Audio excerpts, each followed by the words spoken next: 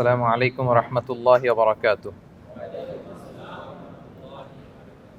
নাহমাদুহু ওয়া নুসাল্লি আলা রাসূলিহিল কারীম, আম্মা বা'দু, ফাআউযু বিল্লাহি মিনাশ শাইতানির রাজীম। বিসমিল্লাহির রাহমানির রাহিম।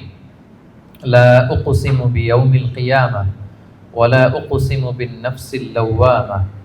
আয়াহসাবুল ইনসানু আল্লান নাজমা'a 'ইযামাহ বালা কাদিরিনা আলা আন নুসাউবিয়া বানানা। সাদাকাল্লাহুল আযীম।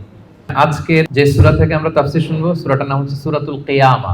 বাংলা যেটাকে আমরা কিয়ামত বলি, বাংলায় কি বলি? কিয়ামত। আল্লাহ তাআলা ওই নামে একটা সূরা ডেডিকেট করেছেন। সূরাটার নাম হচ্ছে সূরাতুল কিয়ামা।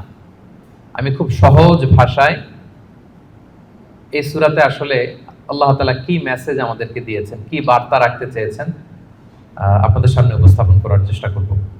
কোরআন কিন্তু আসলে সহজ। ওয়ালাকাদ ইয়াসসারনাল কুরআনা লিযিকর। আল্লাহ বলেছেন আমি কোরআনকে বোঝার জন্য সহজ করে দিয়েছি। ফাহাল মিন মুদ্দাকির, আছো কেউ এই সহজ কোরআন থেকে লেসন নিবা, উপদেশ নিবা, আছো কেউ? তো তাহলে যে সূরা নিয়ে আলোচনা করব, সূরাটার নাম কি? সূরাতুল কিয়ামা। মাশাআল্লাহ, সূরাতুল কিয়ামা। কিয়ামা মানে হচ্ছে রেসারেকশন, মানে পুনরুত্থান। আমরা মরে গেলে আমাদের সব শেষ, আর কিছু নাই, এরকম ব্যাপারটা না। লাইফ আফটার ডেথ বলে ইসলামে একটা কথা আছে, আল বাআস বা'দাল মাউত। আপনারা ইমানে মুফাসসিলের নাম শুনেছেন না? আমানতু বিল্লাহি ওয়া মালাইকাতিহি ওয়া কুতুবিহি ওয়া রুসুলিহি ওয়াল ইয়াউমিল আখিরি ওয়াল কদারি খাইরিহি ওয়া শাররিহি। তারপরে মিনাল্লাহি তাআলা, সবশেষেরটা কি? ওয়াল বা'সি বা'দাল মাউত। বা'স মানে আবার উঠবেন, আপনি আবার জেগে উঠবেন। মিনহা খালাকনাকুম ওয়া ফিহা নুঈদুকুম ওয়া মিনহা নুখরিজুকুম তারাতান উখরা। আল্লাহ বলেন আমি মাটি থেকে বানিয়েছি, মাটির কবরেই তোমরা আবার প্রবেশ করবে, আবার ওই মাটির কবর থেকে যেভাবে প্রথম বানিয়েছিলাম আবার উঠবে। এই যে আবার উঠবো, আবার জেগে উঠবো। আমার সর্বশেষ যে লিখিত বই এক নজরে কোরআন, তার আগের বইটার নাম জেগে ওঠো আবার। দেখছেন আপনারা? ওই জেগে ওঠো আবার মানে আবার যে আমরা জেগে উঠবো, মৃত্যুর পরে আমরা সবাই আবার জেগে উঠবো। আমাদেরকে জাগিয়ে তুলবেন কে? এই যে মৃত্যুর পরে আবার জেগে ওঠা, এটাকে আরবিতে বলে আল বা'স। আরবিতে কি বলে? আল বা'সু বা'দাল মাউত, মৃত্যুর পরে আবার জেগে ওঠা। তো এই জেগে ওঠা, মৃত্যুর পরে মানুষ যে আবার জেগে উঠবে, আবার বেঁচে উঠবে, এইটা মক্কার কুরাইশরা মানতে পারতেছিল না। কারণ তারা দেখে যে প্রাচীন প্রাচীন কবরস্থানগুলোতে মানুষ মরে যাওয়ার পরে পচে গলে শেষ হয়ে যায়। ইভেন মানুষের যে স্কেলিটন থাকে, হাড়, এগুলো 10-15 বছর পরে মাটির সাথে মিশে গুঁড়ো হয়ে যায়। এই গুঁড়ো হয়ে যাওয়া জিনিস, যেটার কোনো অস্তিত্ব নাই, আবার কিভাবে কি করে ওঠে, এটা তাদের মাথায় আসতেছিল না। তো আস ইবনে ওয়াইল নামে এক মুশরিক, সে একটা পুরাতন কবরের ভেতরে সামান্য কিছু মানুষের হাড়, ওইটাকে এরকম হাত দিয়ে মোচড় দেওয়ার পর এটা ডাস্ট হয়ে গেছে, পাউডার। আসলে মানুষের হাড়, মরে যাওয়া মানুষের হাড়, এই পাউডারটা এনে রাসূল সাল্লাল্লাহু আলাইহি ওয়াসাল্লামের কাছে এনে এরকম একটা ফু দিয়েছে। ফু দেওয়াতে বাতাসের মধ্যে বালুটা মিশে গেছে। তো তখন আস ইবনে ওয়াইল বলে যে মাই ইউহিল ইযামা ওয়া হিয়া রামীম। মুহাম্মদ, তুমি বলতেছো এই ডাস্ট থেকে আল্লাহ আবার এই মানুষটাকে বানাবেন? এটা তো একটা মানুষের কঙ্কাল ছিল, এটাকে যে তোমার সামনে ফু দিলাম, এটা তো বাতাসে মিশে গেল। তুমি কি বলতে চাচ্ছ যে এইটাকে একদিন আল্লাহ আবার জীবিত করবেন? মাই ইউহিল ইযামা ওয়া হিয়া রামীম, এটা কিভাবে? How come it's possible? এটা কিভাবে সম্ভব? তো ধুলা হয়ে গেছে, বালি, মানুষ বলতে কোনো অস্তিত্বই নাই। আল্লাহ রাসূল সাল্লাল্লাহু আলাইহি ওয়াসাল্লাম বললেন যে হ্যাঁ, আল্লাহ তাআলা এই ডাস্ট থেকে, এই ধুলা থেকে, বালি থেকে এটাকে আবার পুনরায় জীবিত করবেন, যেমনি আল্লাহ প্রথম মানুষকে বানিয়েছিলেন। প্রথম আল্লাহ তাআলা যেভাবে বানিয়েছেন, সেই আল্লাহ আবার এটা থেকে ওই মানুষকে আবার রিকনস্ট্রাক্ট করবেন, রিবিল্ড করবেন, রিশেপ দিবেন, রিসেট করবেন, আবার আগের মতো তিনি এই মানুষকে তৈরি করবেন।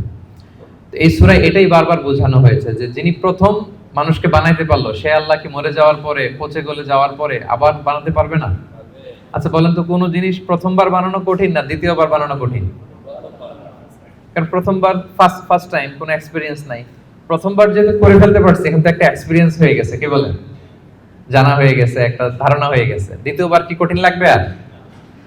আল্লাহ তাআলা বারবার বলেন যে যিনি প্রথমবার তোমাদেরকে বানায় ফেলতে পারলেন। তোমাদের তো কোনো অস্তিত্ব ছিল না, অস্তিত্বহীন একটা জগৎ থেকে আল্লাহ তোমাকে অস্তিত্বে আনলেন। আমরা ছিলাম ইন এক্সিস্টেন্স, এখন আমাদেরকে এক্সিস্টেন্সে আনলেন। আচ্ছা, একটু খেয়াল করে বলুন তো, আজকে থেকে 100 বছর আগে আপনার কোনো অস্তিত্ব ছিল? আমার কোনো অস্তিত্ব ছিল? আমি যে আসব দুনিয়াতে, যে আমার এই নাম হবে, এই গ্রাম হবে, এই পিতামাতা হবে, এই ফিচার হবে, এগুলো আমরা কেউ জানতাম? তো এই আমাদেরকে যেহেতু আল্লাহ তৈরি করতে পারলেন, অস্তিত্বহীনতার জগৎ থেকে অস্তিত্বে আনতে পারলেন, সে আল্লাহ আবার পুনরায় তৈরি করতে ওনার সমস্যা কোথায়? ওটা তো আরো সহজ, কি বলেন? আচ্ছা, আজকে থেকে 200 বছর পরে ধরেন একজন মানুষ পৃথিবীতে যে আসবে, তার এখন কোনো অস্তিত্ব আছে?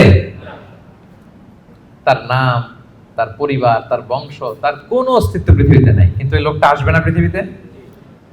তো অস্তিত্বহীন জগৎ থেকে আল্লাহ যখন অস্তিত্বে আনতে পারলেন, মরে যাওয়ার পরে, পচে যাওয়ার পরে তিনি আবার কেন উঠাতে পারবেন না? কেন পারবেন না? এবং আল্লাহ রাসূল সাল্লাল্লাহু আলাইহি সাল্লাম বলেছেন, মানুষের দেহে একটা হাড্ডির কণা আছে, ইন্না ফিল ইনসানি আযমুন লা ইয়াকুলুহুল আরদু আবাদান। একটা হাড্ডির কণা আছে যেটা কখনো মাটি বালু এটাকে খেতে পারে না, নষ্ট করতে পারে না। মিনহা ইউরাক্কাবুল খালকু ইয়াউমাল কিয়ামা, কিয়ামতের দিন এখান থেকেই মানুষের আবার পুনঃসৃষ্টি হবে। তো সাহাবারা বললেন, আইয়ু আযমিন ইয়া রাসূলুল্লাহ, এই হাড্ডিটার নাম কি? আল্লাহ রাসূল সাল্লাল্লাহু আলাইহি ওয়াসাল্লাম বললেন, আজবুদ জানাব, মানে টেইল বোন। ডাক্তারি ভাষায় এটাকে বলে কক্সিক্স। আমাদের যে শিরদাঁড়া আছে না, মেরুদণ্ড, এই মেরুদণ্ডের একেবারে নিচে ট্রায়াঙ্গেল একটা ত্রিভুজ আকৃতির ছোট্ট বোন পার্টিকেল আছে, এটা নষ্ট হয় না। হিন্দুরা যে শ্মশানে লাশ পোড়ায়, সব পুড়ে যায়, ওইটা পুড়ে না। আমরা যে কবরস্থ করি, কবর মাটি সব খেয়ে ফেলতে পারে, কিন্তু ওই ছোট্ট হাড্ডি কণিকাটা নষ্ট হয় না।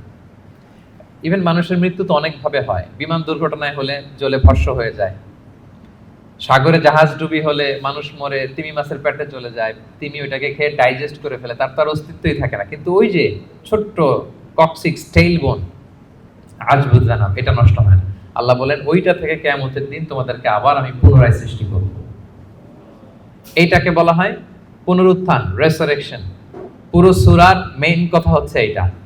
আপনাদের কাছে আগে ক্লিয়ার করে দিলাম যে ওরা যেহেতু বিশ্বাস করতে পারতেছিল না যে মানুষগুলো মরে যাওয়ার পরে 20 বছর 30 বছর পর কবরে তার অস্তিত্বই থাকে না, এই মানুষ আবার জীবিত হয় কি করে?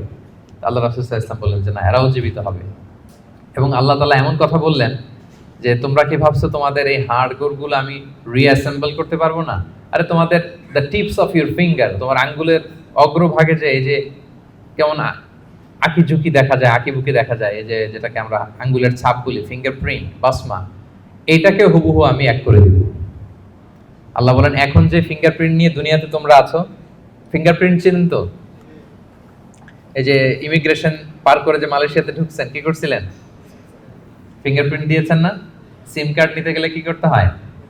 এই যে মেট্রিক অথেন্টিকেশনের জন্য এটা দিতে হয়। এরপরে আপনার ক্রিমিনাল ইনভেস্টিগেশনের জন্য লাগে। আপনি কোন বাড়িতে ডাকাতি করছে, তো সে যে ডাকাত যে দরজা খুলছে ওইখানে তার এই ছাপ থেকে যায়। সে যা যা টাচ করে সব জায়গায় ছাপ থেকে যায়। ফরেনসিক রিপোর্টের জন্য এই ফিঙ্গারপ্রিন্ট লাগে। আল্লাহ বলে, এখন যে ফিঙ্গারপ্রিন্ট নিয়ে পৃথিবীতে ঘুরে বেড়াচ্ছ, মারা যাওয়ার পরে আবার যে পুনরায় জীবিত করব, একই ফিঙ্গারপ্রিন্ট নিয়ে দাঁড়াবো, ওইটা সহ আমি তোমাদেরকে তুলবো। তোমরা ভাবতেছো শুধু হাড়গোড়, তোমার কঙ্কালটাকে আমি রিঅ্যাসেম্বল করতে পারবো না, তোমার ফিঙ্গারপ্রিন্ট সহ আমি সেদিন দাঁড় করাবো। পৃথিবীতে প্রায় বর্তমানে 800 কোটি মানুষের বসবাস। কত কোটি? এই 800 কোটি মানুষের একজনের হাতের ছাপের সাথে, আঙ্গুলের ছাপের সাথে আরেকজনের ছাপের কোনো মিল নাই। 800 কোটি মানুষ, আপনার এই আঙ্গুলের ছাপের সাথে এই আঙ্গুলের মিল নাই। 10টা আঙ্গুলের কোনো আঙ্গুলের কোনো ছাপের সাথে অন্য আঙ্গুলের কোনো ছাপের মিল নাই। ইভেন একসাথে যে যমজ ভাই হয়, টুইন, তাদেরও একজনের ফিঙ্গারপ্রিন্টের সাথে আরেকজনের ফিঙ্গারপ্রিন্টের কোনো মিল হয় না। আল্লাহ বলে, ওইটা সহ কিয়ামতের দিন আমি তোমাদেরকে তুলবো। তাহলে আল্লাহ যে আবার আমাদেরকে তুলতে পারবে, এটা কি আপনাদের বিশ্বাস হয়? নাকি এখনো একটু সন্দেহ আছে? সন্দেহ লাগে? সন্দেহের অবকাশ নাই প্রিয় ভাই এবং বোনেরা। এর কারণ, যিনি অস্তিত্বহীনতার জগৎ থেকে আমাদেরকে অস্তিত্বে আনতে পারলেন, তিনি অবশ্যই পুনরায় আমাদেরকে জীবিত করতে পারবেন। এটাই হচ্ছে সূরার মূল কথা। সূরার নাম কি যেন বলেছিলাম? সূরা কিয়ামা। কোরআনে মোট সূরা কয়টা? এই সূরাটা হচ্ছে 75 নাম্বার সূরা। কত নাম্বার? কোরআনে মোট পারা কয়টা? এটা 29তম পারায় অবস্থিত। এই সূরাটা মক্কায় নাজিল হয়েছে, ফলে এটা মাক্কি সূরা। বলুন তো কি সূরা? সবাই জোরে বলুন, কি সূরা? মাক্কি সূরা। মাক্কি সূরা। এই সূরার আয়াত সংখ্যা কত বললাম? 40। আয়াত সংখ্যা কত? তাহলে ওভারঅল আপনি একটা ধারণা পেয়েছেন। সূরার ধারাক্রম হচ্ছে 75, কত পারায়? 29 পারায়, আয়াত সংখ্যা 40, আর সূরাটা মাদানী সূরা। কি সূরা? এবার নাজিলের সময়কালটা বলি, কখন নাজিল হয়েছে? মাক্কি যুগের একেবারে শুরুর দিকে, প্রাথমিক দিকে, প্রথম বছরই নাজিল হয়েছে। এবং নাজিলের প্রেক্ষাপট আমি বলেছি, লোকজন মৃত্যুর পরে যে আল্লাহ তাআলা আমাদেরকে পুনরুত্থান করবেন এটা মানতে চাইছিল না। তাদের কঠোর জবাব হিসেবে আল্লাহ তাআলা 40 আয়াত বিশিষ্ট এই সূরাটা নাজিল করেছেন। এবং এই সূরার সেন্ট্রাল থিম হচ্ছে পুনরুত্থান, রেসারেকশন, আবার যে আমরা উঠব। এই সূরার শেষে আল্লাহ বলেছেন যে আলাইসা যালিকা বিকাদিরিন আলা আন ইউহিয়াল মাউতা, যে আল্লাহ তোমাদেরকে প্রথম সৃষ্টি করলেন সে আল্লাহ কি আবার যে তোমাদেরকে সৃষ্টি করবেন সেই কুদরতটা কি আল্লাহর নাই? অবশ্যই আছে। বালা কাদিরিনা আলা আন নুসাউইয়া বানানা, যেটা শুরুতেই বললাম যে বানান মানে হচ্ছে tips of your finger, even এটাকেও সুবিন্যস্ত করতে পারবেন, হুবহু এইভাবে তিনি আমাদেরকে জীবিত করবেন। তাহলে তিনি যে আমাদেরকে আবার পুনরায় জীবিত করতে পারবেন এতে কোনো সন্দেহ অবশ্যম্ভাবী, অনিবার্য। আমরা আবার জেগে উঠবো, আবার আমরা উত্থিত হব, আমাদের পুনরুত্থান হবে। ইব্রাহিম আলাইহিস সালামকে যখন এই আকীদা আল্লাহ শিক্ষা দিয়েছেন যে ইব্রাহিম, মৃত্যুর পর আমি সবাইকে জাগাবো, তো তিনি বললেন যে রব্বি আরিনি কাইফা তুহিল মাউতা, আল্লাহ আপনি কিভাবে জাগাবেন, মানে মৃতকে কিভাবে জীবিত করেন, একটু যদি দেখাইতেন আমাকে, আমার খুব ভালো লাগতো। কে বলতেছেন? কাইফা তুহিল মাউতা, আল্লাহ মৃতকে কিভাবে জীবিত করেন? তা আল্লাহ বলেন বলো কি ইব্রাহিম, আওয়ালাম তুমিন, তোমার কি বিশ্বাস হয় না? ইব্রাহিম আলাইহিস সালাম বললেন বালা, অবশ্যই বিশ্বাস হয়, কিন্তু ওয়ালাকিন লিয়াতমাইন্না কলবি, দেখতে পেলে আমার অন্তরটা একটু প্রশান্ত হতো, যদি আমি দেখতাম কিভাবে জীবিত করেন। সূরা বাকারা এসেছে, আল্লাহ বললেন ফাখুয আরবাআতাম মিনাত তায়র, ঠিক আছে দেখাবো, তুমি 4টা পাখি নিয়ে আসো, জবাই করো, পাখিগুলোকে টুকরো টুকরো করো, এদের গোশতগুলো পাহাড়ের ওই পাশে ছিটায় দিয়ে আসো, এরপরে পাহাড়ের এই পাশ থেকে পাখিগুলোকে ডাকো। ইব্রাহিম আলাইহিস সালাম পাহাড়ের এই পাশ থেকে ডাক দিলেন, ডাক দেওয়ার সাথে সাথে আল্লাহ তাআলা মৃত ওই পাখির গোশতগুলোকে রিঅ্যাসেম্বল করে একসাথে জীবিত করে আবার ইব্রাহিম আলাইহিস সালামের সামনে এনে হাজির করে দিলেন। ইব্রাহিম আলাইহিস সালাম দেখে আশ্বস্ত হলেন, তার হৃদয় প্রশান্ত হলো। তাহলে আল্লাহ তাআলা যে মৃতকে জীবিত করতে পারেন এতে কি কোনো সন্দেহ আছে? শুরুতে আমরা বলেছি ঈমানে মুফাসসালে আল্লাহ বলেছেন, আমাদেরকে জানিয়েছেন যে 7টা বিষয়ের উপর ঈমান রাখতে হয়, এর মধ্যে একটা হচ্ছে বল বাস বাদাল মাউত, মৃত্যুর পরে তিনি আমাদেরকে জীবিত করবেন, এটা আল্লাহর কুদরত। আচ্ছা, তাহলে সূরাতুল কিয়ামা নামকরণ কেন করা হলো, কোত্থেকে করা হলো? এই সূরার প্রথম আয়াতেই আল্লাহ তাআলা কিয়ামত শব্দটাকে উল্লেখ করেছেন। প্রথম আয়াতেই কিয়ামত শব্দটার উল্লেখ আছে এবং কিয়ামত নিয়েই পুরো সূরা জুড়ে এখানে আলোচনা, ফলে এজন্য এই সূরার নাম হয়েছে কি? সূরা কিয়ামা। আল্লাহ বলেছেন লা উকসিমু বিয়াউমিল কিয়ামা, এখান থেকে সূরার নাম কিয়ামা। আচ্ছা, এই সূরায় বেসিক্যালি 5টা বিষয়ে কথা বলা হয়েছে। কয়টা? মোট 5টা সেকশন। এখন একটা জেনারেল ওভারভিউ শেয়ার করতেছি। প্রথম 15 আয়াতে কিয়ামতের ভয়াবহতা, কিয়ামত যে কত ভয়াবহ হতে পারে, প্রথম 15 আয়াতে আল্লাহ এটা আলোচনা করেছে। পরের 4 আয়াতে ওহীর প্রতি রাসূল সাল্লাল্লাহু আলাইহি ওয়াসাল্লামের যে ভীষণ আগ্রহ সেটা নিয়ে আলোচনা করা হয়েছে। এর পরের 6 আয়াতে কিয়ামতের দিন কিছু মানুষের চেহারা হবে উজ্জ্বল, গ্লোয়িং ফেস, আর কিছু মানুষের চেহারা হবে গ্লুমি ফেস, মানে বিষণ্ণ, বিবর্ণ, অন্ধকার চেহারা। এটা নিয়ে আলোচনা করা হয়েছে। এক দলের হবে উজ্জ্বল চেহারা, আরেক দলের হবে বিষণ্ণ, বিবর্ণ, কালো চেহারা। আমাদের চেহারাগুলো যেন সেদিন উজ্জ্বল থাকে, আমরা সেই কামনা করি আল্লাহর কাছে। এরপরে 26 থেকে 30 নম্বর আয়াতে মৃত্যুকালীন অবস্থা কি হবে মানুষের, সেটা নিয়ে আলোচনা করা হয়েছে। সর্বশেষ 10 আয়াতে আল্লাহ পুনরুত্থান দিয়ে ক্লোজ করেছেন সূরাটা। পুনরুত্থান যে অনিবার্য, অবশ্যম্ভাবী, এটা আল্লাহ তাআলা প্রতিষ্ঠিত করে শেষ করেছেন। তাহলে একটা জেনারেল ওভারভিউ পেয়েছেন। মোট কয়টা সেকশন এই সূরায়? 5টা। প্রথমে কিয়ামতের ভয়াবহতা, তারপরে ওহীর প্রতি, ওহী রিসিভ করার প্রতি রাসূল সাল্লাল্লাহু আলাইহি ওয়াসাল্লামের যে অধীর আগ্রহ, ভীষণ আগ্রহ, এটা নিয়ে কথা।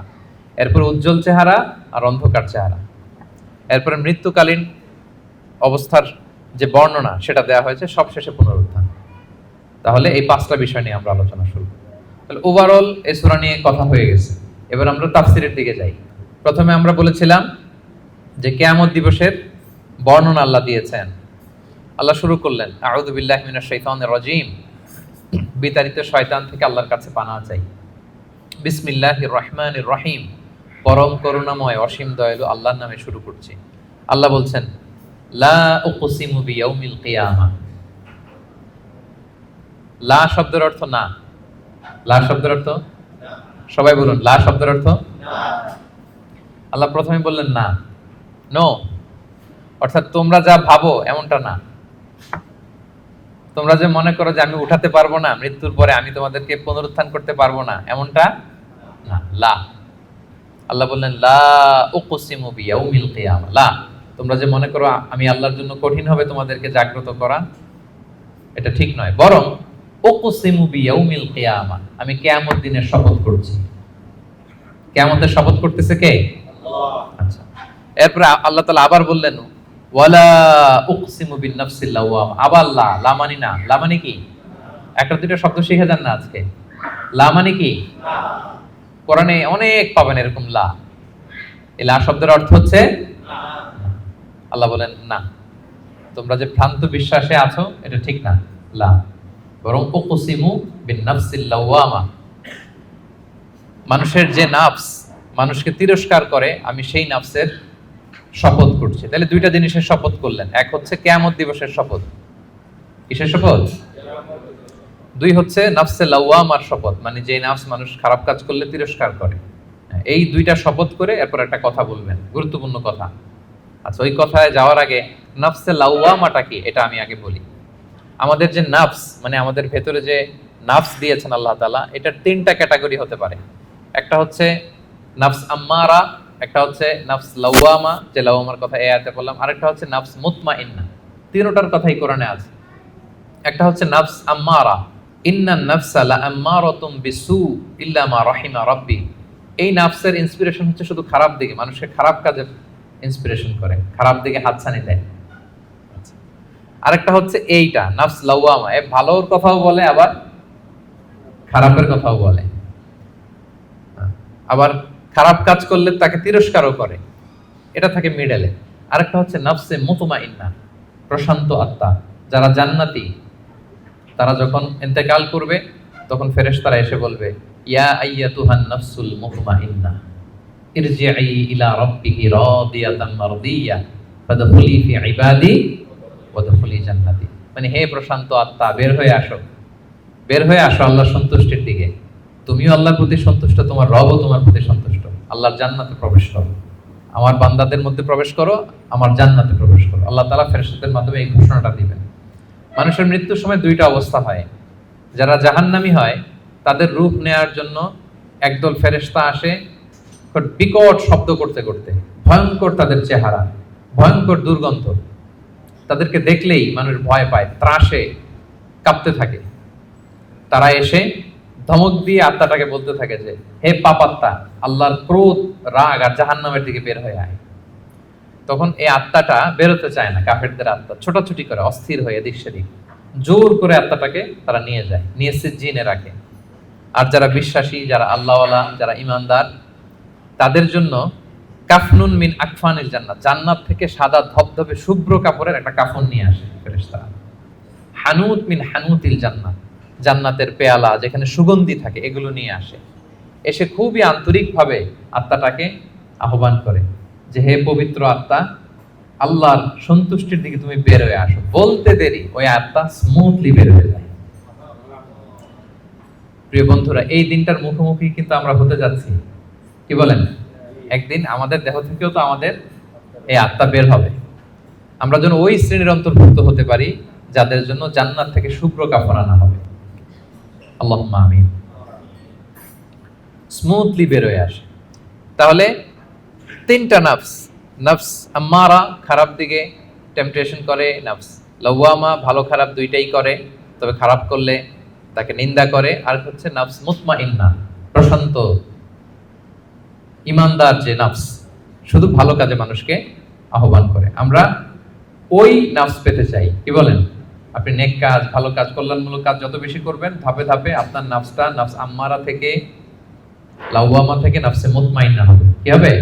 নাফসে মুতমাইন্না। তাহলে দুইটা কসম করে আল্লাহ বললেন আয়াহসাবুল ইনসানু আল্লান নাজমা ইদামা, মানুষ কি মনে করেছে তাদের দেহের হাড় গোড়গুলোকে আমি অ্যাসেম্বল করতে পারবো না? এটা ভাবতেছে তারা, যে তারা মরে গেলে তার দেহ পচে যায়, তার তার শুধু কঙ্কাল সারটা থাকে, শুধু দেহের হাড্ডি হাড় গোড় থাকে, এটাকে আমি জোড়া লাগাতে পারবো না, এটা ভাবতেছেন? এটা মানুষের ধারণা? আল্লাহ বলেন বালা, অবশ্যই পারবো। কাদিরিনা আলা আন নুসাউইয়া বানানা, তার দেহের হাড়, অস্থি, মজ্জা এগুলো সব তো আমি রিঅ্যাসেম্বল করব। এমনকি তার টিপস অফ হিজ ফিঙ্গার, তার আঙ্গুলের যে অগ্রভাগ, ফিঙ্গারপ্রিন্ট, এটাকেও আমি সুবিন্যস্ত করব। এটাকেও আল্লাহ তাআলা সেদিন কি করবেন? সুবিন্যস্ত করবেন। আমি আলোচনার শুরুতেই বলেছি যে আমাদের কারো ফিঙ্গারপ্রিন্টের সাথে অন্য কারো ফিঙ্গারপ্রিন্ট মিলে না। আল্লাহ তাআলা প্রত্যেকের এই ইউনিক ফিঙ্গারপ্রিন্টগুলো সহ তাদেরকে কিয়ামতের দিন উঠাবেন। বাঁচার কোনো উপায় নাই, আল্লাহ তাআলা উঠাবেনই। এক লোক, বনি ইসরাইলের সময় এক লোক তার ছেলে মেয়েদেরকে, হাদিসে এসেছে, বলেছিল যে আমি এত পাপ করেছি, আমি মারা যাওয়ার পরে আমার বডিটা আগুন দিয়ে তোমরা জ্বালায় ভস্ম করে দিবা। এরপর যে ছাই হবে, এই ছাই, কিছু ছাই সাগরে নিক্ষিপ্ত করবা, আর কিছু ছাই তোমরা বাতাসের মধ্যে ছিটাই দিবা, যাতে আল্লাহ আমারে আর জোড়া লাগাতে না পারে। বুদ্ধি দেখছেন? তার ধারণা যে আমি এত পাপ করেছি, এমন শাস্তি আল্লাহ তাআলা শাস্তির মুখোমুখি আমাকে করবেন। কৌশল হিসেবে সে বলল, মৃত্যুর পরে আমাকে জ্বালিয়ে দিবা, আমার লাশের যে ছাই এটা কিছু সাগরে কিছু বাতাসে দিয়ে দিবা। ছেলেরাও তাই করছে, মারা যাওয়ার পরে বাবার লাশ পোড়ায় ছাই কিছু সাগরে ছিটাই দিয়ে আসছে, কিছু বাতাসে ভাসায় দিয়ে আসছে। তো এখন এই লোকরা তার আল্লাহ জীবিত করতে পারবে না, কি বলেন? কি এবার একটু সন্দেহ তৈরি হয়েছে নাকি? পারবে? বালা কাদিরিনা আলা আন নুসাউইয়া বানানা, যে আল্লাহ ফিঙ্গারপ্রিন্ট সহ নিয়ে আসবেন, তিনি পারবেন না? পারবেন। এবং কিয়ামতের দিন তার সাথে কি ঘটবে সেটাও সহিহ মুসলিমে আসছে। আল্লাহ তাআলা তাকে আবার জীবন দিবেন। এবার তো বেচারা ধরা খেয়ে গেছে, তাকে তো আল্লাহ ঠিকই আবার জীবন দিলেন। এবার আল্লাহ বলবেন, আচ্ছা তুমি এই কাজটা কেন করছিলা? মা হামালাকা আলা হাযা, এরকম ইউনিক ফন্দি বুদ্ধি আটছো কেন? লাশ পোড়ায় তোমার লাশ কিছু সাগরে দিবে ছাই, কিছু দিবে বাতাসে ভাসায় কেন? বলতেছে ইয়া রাব্বি মাখাফাতু, আপনার ভয়, আপনার ভয়ে আমি এই কাজ করেছি। তো তার ওই করুণ রেসপন্সটা আল্লাহর কাছে এত ভালো লাগলো যে আল্লাহ আপনার ভয়ে, যে আপনি যে আমাকে শাস্তির মুখোমুখি করবেন, আপনার ভয়ে আমি এই বুদ্ধি করেছি। তার এই করুণ আর্তনাদের কারণে আল্লাহ তাআলা তাকে ক্ষমা করে জান্নাতবাসী করে দিবেন। তাহলে কোনোভাবেই এটা থেকে বাঁচার কোনো উপায় নাই। তিনি আমাদেরকে, আমরা যেভাবেই মারা যাই, যেখানে আমাদের অবস্থান থাকুক না কেন, তিনি আমাদেরকে কি করবেন? পুনরুজ্জীবন দান করবেন। তাহলে আল্লাহ তাআলা বললেন বালা কাদিরিনা আলা আন নুসাউইয়া বানানা, তোমাদের যে ফিঙ্গারপ্রিন্ট এগুলোকে আমি একত্রিত করব। তাহলে এটা মনে রাখবেন যে ফিঙ্গারপ্রিন্টের কথা আল্লাহ তাআলা এই সূরা কিয়ামতে বলেছেন। কোন সূরায় বলেছেন? ফিঙ্গারপ্রিন্টের কথা বলেছেন। 1892 সালে আমরা প্রথম জানতে পারি, পৃথিবীবাসী একজন সায়েন্টিস্ট, ফ্রান্সিস গ্যালটন তার নাম, সে প্রথম এটা বৈজ্ঞানিকভাবে আবিষ্কার করে যে মানুষের এখানে যে কিছু আঁকিঝুঁকি আছে, এগুলো একটার সাথে আরেকটা মিলে না। ফলে যেটা বললাম, বায়োমেট্রিক অথেন্টিকেশনের জন্য, ফরেনসিক রিপোর্টের জন্য বা ক্রিমিনাল ইনভেস্টিগেশনের জন্য তারা বৈজ্ঞানিকভাবে 1892 সালে এটা পৃথিবীতে এটা নিয়ে কাজ করা শুরু করছে। আর 1500 বছর আগে আল্লাহর কোরআনের ভেতরে এই ফিঙ্গারপ্রিন্ট, আঙ্গুলের ছাপের ব্যাপারে আমাদেরকে জানিয়ে দিয়েছেন কে? 1500 বছর আগে তিনি জানিয়ে দিয়েছেন যে বালা কাদিরিনা আলা আন নুসাউইয়া বানানা, তোমাদের আঙ্গুলের ফিঙ্গারপ্রিন্ট গুলোকে আমি আল্লাহ একত্রিত করব। আল্লাহু আকবার। এরপর আল্লাহ তাআলা বললেন বাল ইউরিদুল ইনসানু লিয়াফজুরা আমামা, এগুলো যেন মানুষ পাপ করে, ভবিষ্যতে সে পাপ করতে চায়, তার মধ্যে অন্যায় প্রবণতা আছে। এবং আল্লাহ রাসূল সাল্লাল্লাহু আলাইহি সাল্লামকে ঠাট্টা করে তারা জিজ্ঞেস করতো ইয়াসআলু আইয়ানা ইয়াউমুল কিয়ামা, হে মুহাম্মদ তুমি যে বারবার বলো কিয়ামত কিয়ামত, কবে হবে এটা? কবে? ইয়াসআলু আইয়ানা ইয়াউমুল কিয়ামা, কবে হবে? কিয়ামতের ডেট জানার যে খুব আগ্রহ, এই জন্য না, ঠাট্টা করে বলে। কি করে? তুমি যে বলতেছো কিয়ামত হবে, কবে হবে? সাহাবারাও জিজ্ঞেস করতেন, কিন্তু ঠাট্টা করে জিজ্ঞেস করতেন না, ওনারা প্রস্তুতি হিসেবে জিজ্ঞেস করতেন। এক সাহাবী বলেন ইয়া রাসূলুল্লাহ মাতা সাআ, হে নবী কিয়ামত কবে হবে? আল্লাহ রাসূল সাল্লাল্লাহু আলাইহি ওয়াসাল্লাম বলেন ওয়া মাযা আ'দাদতা লিস-সাআ, কিয়ামতের জন্য তোমার প্রস্তুতি কি? তুমি এত কিয়ামত কবে হবে জানার জন্য উদ্গ্রীব হলে? তিনি বললেন আমার কোনো প্রস্তুতি নাই, ইল্লা আন্নী উহিব্বুল্লাহ ওয়া রাসূলা, আমি আল্লাহ এবং আল্লাহর রাসূলকে ভালোবাসি, এটাই আমার প্রস্তুতি। তখন রাসূল সাল্লাল্লাহু আলাইহি ওয়াসাল্লাম বললেন তুমি যে আল্লাহ আল্লাহর রাসূলকে ভালোবাসো, এই ভালোবাসাই তোমাকে জান্নাতে প্রবেশ করাবে। আবার রাসূল সাল্লাল্লাহু আলাইহি ওয়াসাল্লাম বললেন, তুমি যাদেরকে ভালোবাসো তাদের সাথেই আল্লাহর জান্নাতে থাকবে। আনতা মা'a মান আহবাবতা, তুমি যাদেরকে ভালোবাসো তাদের সাথেই থাকবে, মানে নবীকে ভালোবাসো তো নবীর সাথেই আল্লাহর জান্নাতে তুমি বসবাস করবে। তো তারা টিটকারি করে বলতো, ইয়াসআলু আইয়ানা ইয়াউমুল কিয়ামা, কবে হবে কিয়ামত? এবার রাসূল সাল্লাল্লাহু আলাইহি ওয়াসাল্লাম কিয়ামতের বর্ণনা দিচ্ছেন যে কিয়ামত যখন হবে, ফাইদা বারিকাল বাসার, আতঙ্কে মানুষের চোখ ধাঁধিয়ে যাবে কিয়ামতের সময়। কিয়ামতের একটা ফিচার শোনেন, কিয়ামত এমন সময় হুট করে হবে, কেউ থাকবে বাজারে, কেউ মাঠে, কেউ ঘাটে, কেউ অফিসে, কেউ রান্নাঘরে, কেউ ওয়াশরুমে, কেউ স্কুলে, কেউ কলেজে, কেউ বিজনেস মিটিংয়ে। যখন কিয়ামতের বিভীষিকা শুরু হবে, ফাইদা বারিকাল বাসার, মানুষের চোখ ছানা বড়া হয়ে যাবে, চোখ ধাঁধিয়ে যাবে কিয়ামতের আতঙ্কে। ওয়া খাসাফাল কমার, চাঁদ এটা আলোহীন হয়ে যাবে, নিষ্ক্রিয় হয়ে যাবে। ওয়া জুমিয়া আশ-শামসু ওয়াল কমার, চাঁদ সূর্য একটার সাথে একটা ধাক্কা লেগে মেসাকার হয়ে যাবে। কিয়ামতের বর্ণনা। ইয়াকুলুল ইনসানু আইনাল মাফার, সেদিন মানুষ বলবে পালাবার জায়গা কোথায়, পালাবো কোথায়? আইনাল মাফার, সেদিন পালানোর কোনো জায়গা আছে বলেন তো? আল্লাহ বলছেন, ইয়াউমা তারাউনাহা তাযহালু কুল্লু মুরদিআতিন আম্মা আরদাআত ওয়া তাদউ কুল্লু যাতি হামলিন হামলাহা।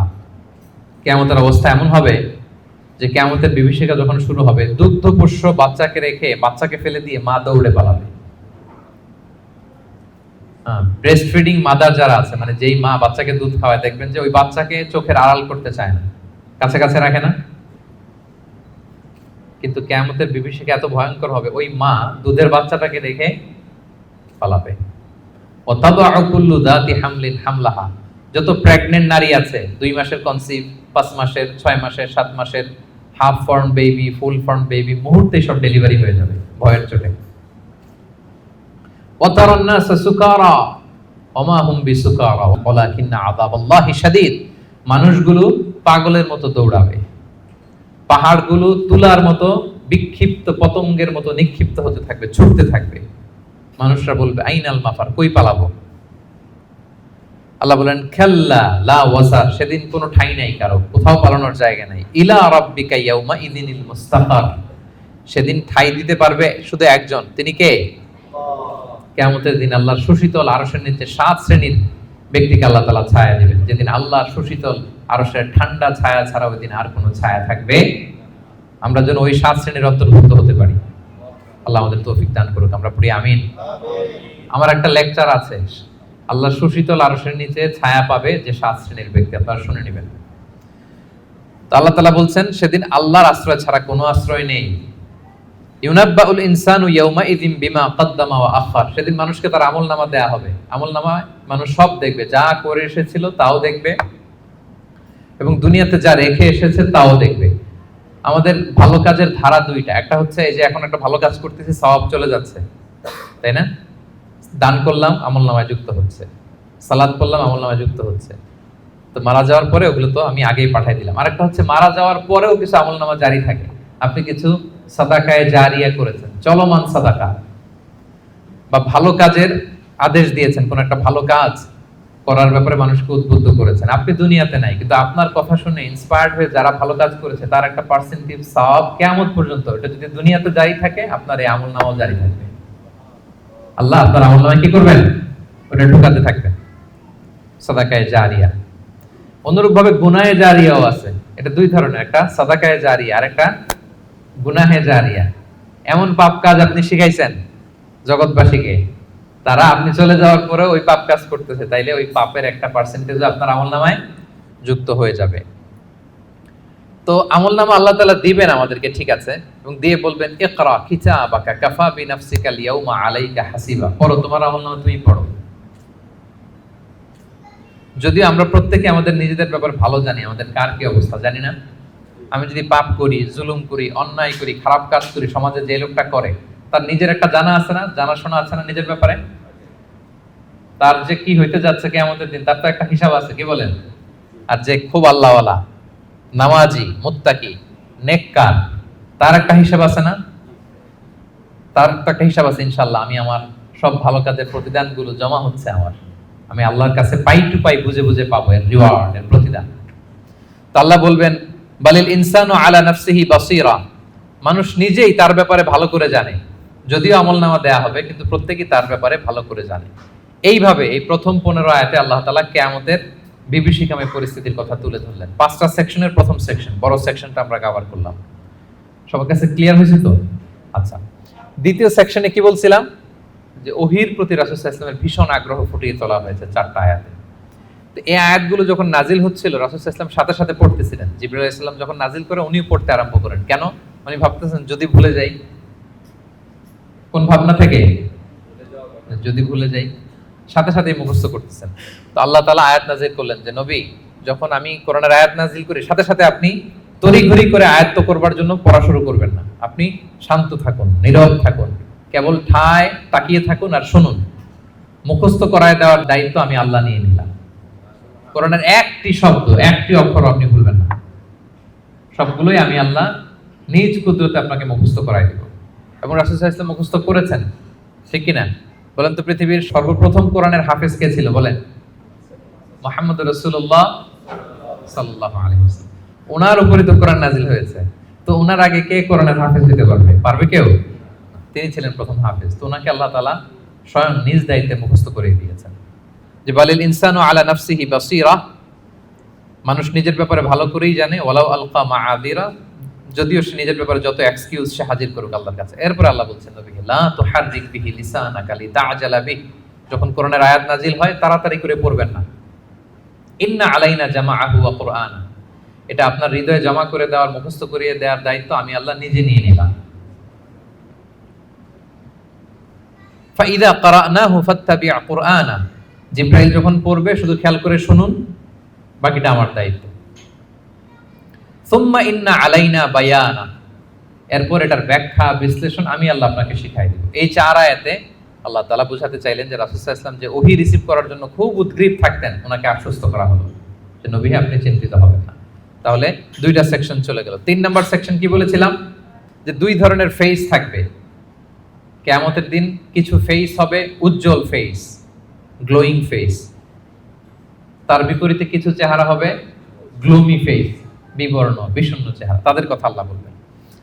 আল্লাহ বললেন, কাল্লা বাল তুহিব্বুনাল আজিলা, বরং তোমরা এই দুনিয়ার জীবনকে বেশি প্রাধান্য দাও। মানুষের স্বভাব হচ্ছে আখিরাত, সেটা যে একটা বিশাল জগৎ, হাজার হাজার বছর অন্তহীন যে জগৎ, ওই জগৎটা নিয়ে আমরা খুব একটা টেন্স থাকি না, ওটা নিয়ে আমাদের প্ল্যান থাকে না। আমাদের প্ল্যান থাকে 40 বছর, 50 বছর, 60 বছর। অন্য আয়াতে আল্লাহ বলছেন, বাল তুসিরুনাল হায়াতাদ দুনিয়া ওয়াল আখিরাতু খায়রু ওয়া আবকা, তোমরা দুনিয়ার জীবনকে প্রাধান্য দাও, কিন্তু এটা স্থায়ী জীবন নয়। স্থায়ী জীবন হচ্ছে আখিরাতের জীবন। আওয়াজ করে বলেন তো, স্থায়ী জীবন কোন জীবন? আখিরাতের জীবন। সেটাই বললেন, কাল্লা বাল তুহিব্বুনাল আজিলা, তোমরা দুনিয়াকে প্রাধান্য দাও, এটাকে ভালোবাসো। ওয়া তাযারুনাল আখিরা, আর আখিরাতকে তোমরা ভুলে যাও।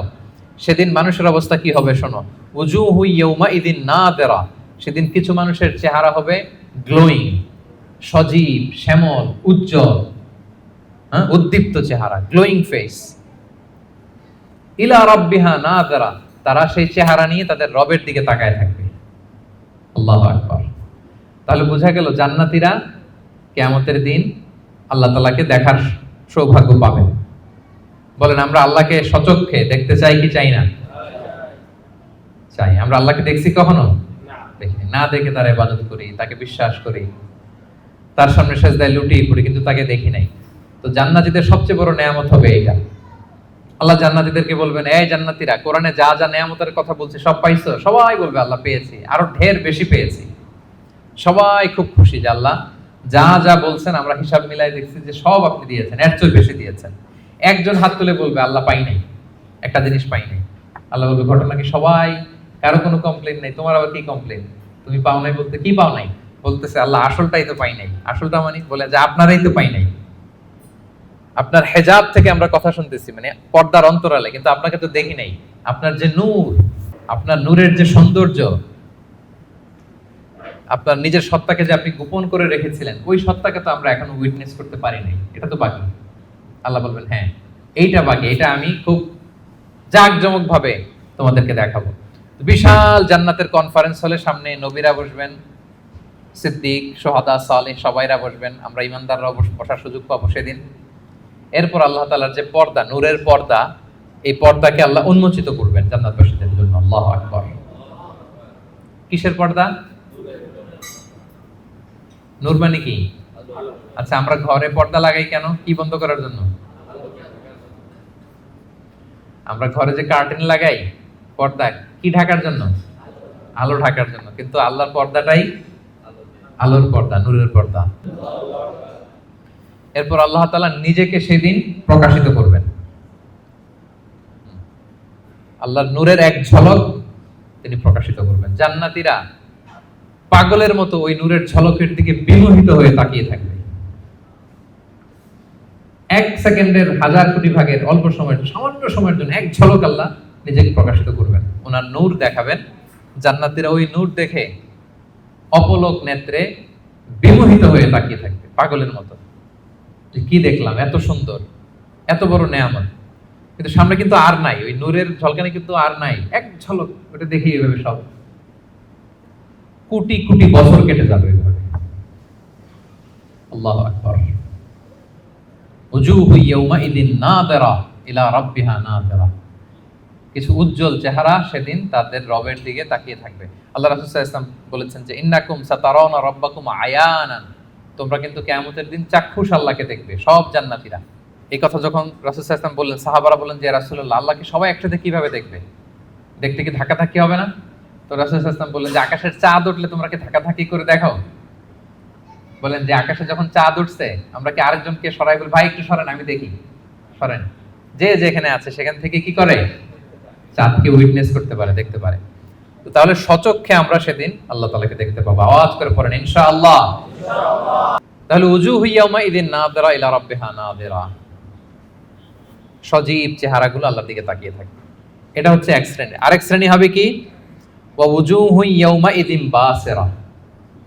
আরেক দলের চেহারা হবে কালো। ওই যে আমলনামায় তার সব খারাপ কাজের লিস্ট। তাদের চেহারা কি উজ্জ্বল হবে? কেমন হবে? বিষণ্ণ, বিবর্ণ, ডার্ক ফেসেস, গ্লুমি ফেসেস। তাযুন্নু আন ইউফআলা বিহা ফাকিরা। সে বুঝতে পারবে যে কঠিন বিপদ নেমে আসতেছে। আচ্ছা, গেল উজ্জ্বল চেহারা, আলোকিত চেহারা। এরপরে মৃত্যুকালীন অবস্থার বর্ণনা। খাল্লা, তোমরা যে ভাবতেছো তোমরা পুনরুত্থিত হবে না, শুরুতে তো দুইবার লা লা বলছে যে না না, যা বলতেছো এটা ভুল। আবার এখানে কাল্লা, না তোমরা যা বলতেছো এটা কিন্তু ঠিক না। বারবার রিমাইন্ডার, পুনরুত্থান হবেই হবে, এটা কেউ ঠেকাইতে পারবে না। ইদা বালাগাতিত তারাকিয়া, মানুষের রূহ যখন কণ্ঠনালী পর্যন্ত পৌঁছে যায়, ওয়াকিলা মান রাক, তখন মৃত্যুর একটা সিনারিও আল্লাহ তুলে ধরেছেন। তখন মানুষ সব শেষ চেষ্টাটা করে। মৃত্যু সজ্জায় যখন চলে যায় আমরা কি করি? লাস্ট চেষ্টাটা করি যে তাকে বাঁচানো যায় কিনা, কোনো রাকি আছে কিনা তাকে রুকিয়া করবে, কোনো ডাক্তার আছে কিনা তাকে শেষ চেষ্টাটা করবে। ওয়া যান্না আন্নাহুল ফিরাক, কিন্তু মৃত্যুগামী যে যাত্রী সে বুঝে যায় যে এটাই আমার লাস্ট ডেট দুনিয়ার। তার মানে যিনি মৃত্যুবরণ করে মৃত্যুর কিছু সময় আগে সে বুঝতে পারে যে আমি ছেড়ে যাচ্ছি এই পৃথিবী, আমি কি করতেছি? ছেড়ে যাচ্ছি। আচ্ছা, ওয়ালতাফাতিস সাকু বিসাক, এই দুনিয়ার কষ্ট বা ভয়াবহতার সাথে যুক্ত হয় আখিরাতের ভয়াবহতা। মানে আজকে দুনিয়ার শেষ দিন, এরপরে আমার শুরু হয়ে যাবে কি? আখিরাতের প্রথম দিন। ইলা রাব্বিকা ইয়াউমাইদিনিল মাসাক, এবং মানুষকে তার রবের দিকে সেদিন নেওয়া হবে। আচ্ছা, মৃত্যুকালীন সংক্ষিপ্ত বর্ণনা শেষ। এরপর আল্লাহ শুরু করলেন সর্বশেষ যে সেকশনটা, সেটা যে পুনরুত্থান যে হবেই, এটা আবার তিনি শক্তভাবে মজবুতভাবে তুলে ধরলেন না এই সূরার একেবারে শেষ কয়েকটা আয়াতে। আল্লাহ বললেন ফালা সাদ্দাকা ওয়ালা সাল্লা, যারা কাফির মুশরিক, যারা আল্লাহকে মানে না, তাদের বৈশিষ্ট্য কি? ফালা সাদ্দাকা, তারা কিয়ামতকে সত্য বলে মানেও না। ওয়ালা সাল্লা, তারা সালাতও আদায় করে না। ওয়ালাকিন কাযযাবা ওয়া তাওয়াল্লা, তারা এটাকে মিথ্যা বলে, তারা মুখ ফিরিয়ে নেয়। একদল দেখবেন যে আপনি ভালো বললে মুখটা ফিরায় নেয়, যত উদাহরণ দিয়ে আপনি বুঝান সে ওটা মানবে না, সে ওইখান থেকে ইগনোর করে চলে যাবে। সুম্মা যাহাবা ইলা আহলিহি ইয়াতামাত্তা, সে গর্বভরে তার ফ্যামিলির কাছে যায়। মুফাসসিরিন ইকরাম বলেছেন, ইকরামা বলেছেন যে এর দ্বারা উদ্দেশ্য হচ্ছে আবু জাহাল। আবু জাহালকে যখন আল্লাহ রাসূল সাল্লাল্লাহু আলাইহি ওয়াসাল্লাম দাওয়াত দিচ্ছিল, যতভাবে যুক্তি নির্ভর কথা রাসূল সাল্লাল্লাহু আলাইহি ওয়াসাল্লাম বলে, কিন্তু সে শোনে না, সে অহংকার করে চলে যায়। আউলা লাকা ফা আউলা সুম্মা আউলা লাকা ফা আউলা, তোমার জন্য ধ্বংস অনিবার্য। এরপর আল্লাহ তাআলা বলছেন আয়াহসাবুল ইনসানু আন ইউতরাকা সুদা, যে কথা দিয়ে শুরু করেছিলেন সেটা দিয়ে শেষ করতেছেন। কোরআনের কোনো কিছুই অমিল নাই। আপনি দেখবেন একেবারে সূরার শুরুতে যেই কথা, শুরুর কথার সাথে শেষের কথার মিল আছে। আবার এই সূরার শেষে যা বলছে আরেক সূরার শুরুতে মিল আছে, মানে সবটা ইন্টারকানেক্টেড, হাইলি ইন্টারকানেক্টেড। আল্লাহ বলছেন আইয়াহসাবুল ইনসানু আইয়ুতরাকা সুদা, মানুষ কি ভাবে যে তাকে এমনি এমনি ছেড়ে দেওয়া হবে কোনো পরীক্ষা ছাড়া? কিয়ামতের দিন হাত তুলে বলবেন আল্লাহ আমি তো ঈমানদার ছিলাম, আর আল্লাহ বলবেন যাও তুমি চলে জান্নাতে ঢুকে যাও, এরকম না। আপনাকে কঠিন পরীক্ষার মুখোমুখি হতে হবে। আপনি যে আপনার ঈমানের দাবিতে সত্যবাদী, পদে পদে এটা প্রমাণ দিতে হবে। আলাম ইয়াকু নুতফাতাম মিন মানিয়্যিন ইউমনা, আমাদের সৃষ্টি শৈলীটা কেমন ছিল আল্লাহ ওইদিকে আমাদেরকে একটু তাকাতে বলতেছেন যে দেখো তো তুমি কি ছিলা, আমরা প্রত্যেকে আসলে কি ছিলাম যদি একটু খেয়াল করেন তো। আপনি আপনার ছোটবেলার কত বছরের কথা মনে করতে পারেন? আপনি স্মৃতি হাতরাতে পেছনে গেলে মানে কত বছর বয়সের কথা আপনার মনে আছে দেখি? আপনার বয়স যখন 3 ছিল কোনো স্মৃতি মনে আছে? 4, 5 কিছু? 5 বছর বয়সে আমরা ওই যে স্কুলে ভর্তি হই, তো তার আগের কিছু ঘটনা আমাদের খেয়াল থাকে। কিন্তু 3 বছরের কোনো ঘটনা খেয়াল আছে? থাকতে পারে, কারো হয়তো থাকতে পারে, কিন্তু অধিকাংশই থাকে না। আচ্ছা তার পিছনে যদি দেন 2 বছর বয়সের, 1 বছর, আপনারই তো জীবন ওইটা, তো আপনার কিছুই তো খেয়াল নাই। আমারই তো জীবন, আমার পহেলা বছর, আমার দ্বিতীয় বছর, তৃতীয় বছর কি ছিল আমার খেয়ালই নেই। আচ্ছা তার আগে যদি যান, 6 মাস বয়স, মায়ের বুকের দুধ খেয়ে যে বেঁচেছিলাম, কিছু মনে পড়ে? আচ্ছা তার আগে মায়ের পেটের 9 মাস একটা অন্ধকার জগতে যে ছিলাম, দেখেন তো স্মৃতি হাতরাতে কিছু পান কিনা?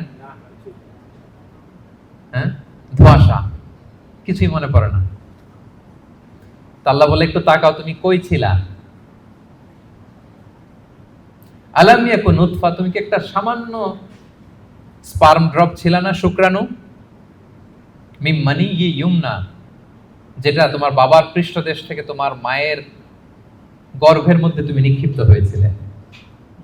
বাবার পৃষ্ঠদেশ থেকে মায়ের গর্ভে তোমাকে আমি নিয়েছিলাম। ছোট্ট একটা মানে অনুবীক্ষণ যন্ত্র ছাড়া দেখা যায় না এই শুক্রাণু। এটা ছিলাম আমি, এটা ছিলেন আপনি, আপনার অস্তিত্ব তো এইটা, আমার অস্তিত্ব তো এইটা। তো আল্লাহ একটু ফিরে নিতেছে যে দেখো কিভাবে তোমার ক্রিয়েশন মেকানিজমটা, কিভাবে অস্তিত্বহীনতা থেকে, বাবার পিঠ থেকে মায়ের গর্ভে তুমি ছিলে একটা স্পার্ম ড্রপ, একটা ছোট্ট শুক্রাণু। সুম্মা কানা আলাকা, এরপরে তুমি হলা একটা আলাকা, জোকের মতো, জোক যেটা মায়ের জরায়ুর দেয়ালে লেগেছিল। আপনারা যারা এমব্রয়োলজি নিয়ে কিছু পড়াশোনা করছেন বা জানেন, অথবা আপনি সার্চ দিলেও দেখবেন যে আমাদের জন্মের আগে, জন্মের শুরুর দিকটা আমাদের কেমন ছিল। দেখবেন যে ছোট্ট ওই যে বর্ষাকালে পানির মধ্যে ব্যাং যখন বাচ্চা দেয়, ব্যাঙগাছি দেখেছেন? শত শত কালো কালো ছোট, এরকম ছোট ছিলাম আমরা। আমার মায়ের জরায়ুর দেয়ালের মধ্যে আমরা ছিলাম। ব্লাড ক্লট, এটার পরে আল্লাহ বানালেন লিটল ফ্ল্যাশ, একটা ছোট্ট গোশতের টুকরা। হ্যাঁ, সেখানে আল্লাহ আমাদের স্কেলিটন দিলেন, এই যে আমাদের কঙ্কাল, আমাদের স্কাল দিলেন। হ্যাঁ, আমাদের নার্ভ সিস্টেম চালু করলেন, আমাদের হেয়ারিং সিস্টেম চালু করলেন, আমাদের এই যে হার্ট প্রথম পাম্প করলো, হ্যাঁ, সিস্টোলিক ডায়াস্টোলিক অলিন্দ নিলয় শুরু হলো। এই যে আপনি একটা হিউম্যান বেবি হিসেবে আত্মপ্রকাশ করলেন মায়ের পেটে। এই অন্ধকার মায়ের পেটের ভেতরে 3টা প্যাকেট ছিল ওখানে, যুলুমাতুন সালাস, এর ভেতরে আপনাকে তৈরি করেছে কে? স্মৃতি হাতে তো কিছু পাই না, এই জন্য আল্লাহ স্মরণ করাই দিচ্ছে যে তোমার তো আর খেয়াল থাকবে না, আমি যে এত বিশাল বিশাল কাজ করছি একটু শুনে নাও। যে বাবার পিঠ থেকে মায়ের গর্ভে গিয়েছিলে, 40 দিন ছিল এই শুক্রাণু, হাদিসে এসছে। তারপরের 40 দিন ছিল আলাকা, ব্লাড ক্লট। তারপরের 40 দিন ছিল লিটল ফ্ল্যাশ, ছোট্ট একটা গোশতের টুকরা। এরপর এক ফেরেশতা এসে তোমার মধ্যে রূহের ফুৎকার দিয়েছে। এরপরে এই যে সিস্টোলিক ডায়াস্টোলিক শুরু হয়েছে। আপনি যে প্রাণ ফিরে পেয়েছেন, একটা ফুল ফর্ম বেবি হচ্ছেন, এইভাবে আমি তোমাকে দুনিয়াতে এনেছি। এগুলো কেন বলতেছে জানেন? আল্লাহ বুঝাইতে চাইছে যে আল্লাহ এইভাবে করতে পারে, সে আল্লাহ মরে যাওয়ার পরে, পচে যাওয়ার পরে, গলে যাওয়ার পরে, 1000 বছর পরে সে আল্লাহকে তোমাদেরকে উঠাতে পারে না? এটাকে বলে পুনরুত্থান, বল বাস বাদাল মাউত। ফাখালাকা ফাসাওয়া, সৃষ্টি করলেন, সুবিন্যস্ত করলেন। ফাজআলা মিনহু যাওজাইনি যাকারা ওয়াল উনসা, এরপর আল্লাহ জোড়া সৃষ্টি করলেন। তোমাদের কাউকে বানালেন নারী, কাউকে বানালেন পুরুষ। এরপরে আল্লাহ একটা প্রশ্ন ছুড়ে দিয়ে শেষ করলেন, আলাইসা যালিকা বিকাদিরিন আলা আন ইহইয়াল মাউতা, যে আল্লাহ এত কিছু করতে পারলেন, সে আল্লাহকে মৃতকে জীবিত করতে সক্ষম নন? বলেন তিনি কি সক্ষম নন? রাসূল সাল্লাল্লাহু আলাইহি ওয়াসাল্লাম যখন এই সূরাটা শেষ করতেন তিনি বলতেন বালা বালা ইয়া রাব্বানা, অবশ্যই হে আল্লাহ, অবশ্যই আপনি আমাদেরকে পুনরায় জীবিত করতে সক্ষম। তাহলে এই 40টা আয়াতের মধ্য দিয়ে বেসিক্যালি আল্লাহ তাআলা তিনি যে আমাদেরকে আবার পুনরায় জীবিত করতে সক্ষম এটা তিনি আমাদেরকে শিখিয়েছেন। তাহলে মারা যাওয়ার পরে আমরা যে আবার উঠবো এই বিশ্বাসটাকে আজকে একটু মজবুত হয়েছে নাকি না আগের মতোই? আলোচনা শোনার আগে যে অবস্থায় ছিলেন, আলোচনাটা শোনার পরে কি বল বাস বাদাল মাউত, মৃত্যুর পরে যে আবার পুনরায় জীবিত হবে এই বিশ্বাসটা আরেকটু মজবুত হয়েছে আপনাদের? সম্মানিত বন্ধুরা, এই সূরার মূল কথা হচ্ছে পুনরুত্থান, যে আল্লাহ তাআলা আমাদেরকে আবার জীবিত করবেন। আমাদের বিশাল এক জগৎ পড়ে আছে মৃত্যুর পরে, অনন্তকালের জগৎ, লাইফ আফটার ডেথ। আমাদের এই জীবনের ব্যস্ততা, আমাদের ফ্যামিলি, আমাদের সন্তান, আমাদের ব্যবসা, আমাদের ক্যারিয়ার, আমাদের নানা মোহের জালে আমরা এমন ভাবে আটকে আছি, ওই বিশাল জগতের কোনো প্ল্যানিংই নেই। ধরেন যে আপনি 2 মাস পরে দেশে যাবেন, একটা প্ল্যান থাকে না, টিকিট করো, এই করো, শপিং করো, এটা করো, দেশে আসতেছি, এই করতে, কত প্ল্যান। মাত্র 1 মাসের সফর। আর মৃত্যুর পরের সফরটা কত দিনের বলেন? অনন্তকালের সফরের নিয়ে আমাদের কোনো প্ল্যানই নেই। আল্লাহ তাআলা এই জন্য বারবার মাক্কি সূরাগুলোর নানা ভাবে তিনি বুঝাতে চেয়েছেন যে মৃত্যুর পরে তুমি জীবিত হবা এবং তোমার কাছের লোক যারা তাদেরকে আবার পাবা। তোমার বাবা দাদা কাউকে আমি হারাই নাই চিরকালের জন্য, তারা জান্নাতি হলে আমরা এক জান্নাতে একসাথে থাকবো ইনশাআল্লাহ। আওয়াজ করে পড়ুন ইনশাআল্লাহ। তাহলে সংক্ষেপে যদি বলি এই সূরা থেকে কি শিখলাম? 1 নাম্বার হচ্ছে আমাদের আত্মাগুলোর অনেক ইন্সপিরেশন আছে। আম্মারা খারাপ দিকে ইন্সপায়ার করে, লাওয়ামা মিডল, আর একটা হচ্ছে মুতমাইন্না। আমরা কোন নাফস চাই বলেন? নাফসে মুতমাইন্না, যে আত্মা আল্লাহর উপর সন্তুষ্ট এবং আল্লাহ যে আত্মার উপর সন্তুষ্ট, যাদেরকে আল্লাহ সিজ্জিনে পাঠাবেন না কবুল, তিনি ইল্লিনে পাঠাবেন। আমাদের আত্মাগুলো কোথায় যাবে? ইল্লিনে যাবে। তাহলে ওটার জন্য কাজ করতে হবে, আপনার সোলটাকে আপনাকে ট্রেন আপ করতে হবে। এই আত্মার অনেক দিকে হাতছানি আছে, টেম্পটেশন আছে, ভালো কাজ করে, কল্যাণমূলক কাজ করে, যে কাজে আল্লাহ সন্তুষ্ট হয়, আল্লাহ রাসূল সন্তুষ্ট হয়, ওই কাজগুলো করে করে আপনার নাফসকে আপনার মুতমাইন্না বানাইতে হবে। এটা হচ্ছে আমাদের দায়িত্ব। 2 নাম্বার লেসন হচ্ছে রেসারেকশন, এটা হবে পুনরুত্থান। এবং আল্লাহ বলেছেন যে ফিঙ্গারপ্রিন্ট যেভাবে আছে, হাতের ছাপ সহ তোমরা উঠবা, এবং যে আল্লাহ প্রথমে সৃষ্টি করতে পারেন সে আল্লাহ পরেও সৃষ্টি করতে পারবে। 3 নাম্বার হচ্ছে আমাদের থিংকিংটা শর্ট টার্ম থিংকিং থেকে লং টার্ম থিংকিং বানাইতে হবে। কাল্লা বাল তুহিব্বুনাল আজিলা, আল্লাহ সূরায় বলেছেন যে তোমরা দুনিয়া নিয়ে ব্যস্ত থাকো। আমাদের আসলে সব এনগেজমেন্ট, ব্যস্ততা কি নিয়ে বলেন তো? আখিরাত আমাদের প্ল্যানে নাই। মৃত্যু নিয়ে আমাদের প্ল্যান আছে? যেমন আমি তো অনেক প্ল্যান করে রাখছি মৃত্যু নিয়ে, আমি একদিন মারা যাব, আমার কাফনের কাপড় আনা হবে, আত্মীয় স্বজনরা কিছু কান্নাকাটি করবে, মসজিদের মাইকে অ্যানাউন্স করা হবে অমুক এলাকার নিবাসী অমুক ভাই দুনিয়াতে নাই, ইন্না লিল্লাহি ওয়া ইন্না ইলাইহি রাজিউন, আজকে বাদ আসর অমুক মাঠে তার জানাজা। এগুলো ভাবেন? এগুলো নিয়ে প্ল্যানে আছে আপনার? এরপর আত্মীয় স্বজনরা গুড বাই জানানোর জন্য লাস্ট বিদায় দিতে আসবে, আপনাকে গোসল দিয়ে সাদা কাফনে মুড়িয়ে ওই অন্ধকার কবরে রেখে আসবে, গুটগুটে অন্ধকার। এই অন্ধকার যেন আর শেষ হতে চায় না। এরপর কিছুদিন কান্নাকাটি করবে, ঠিকই আবার দুনিয়া আগের মতোই চলবে।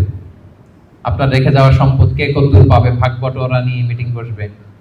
দুনিয়াতে শীত শেষে গ্রীষ্ম আসবে, দিন শেষে রাত আসবে, সব চলবে। থাকবেন না শুধু আপনি, থাকবেন না আমি, থাকবো না আমি, হিন্দু দুনিয়া ঠিক চলবে আগের মতো। এগুলো ভাবেন?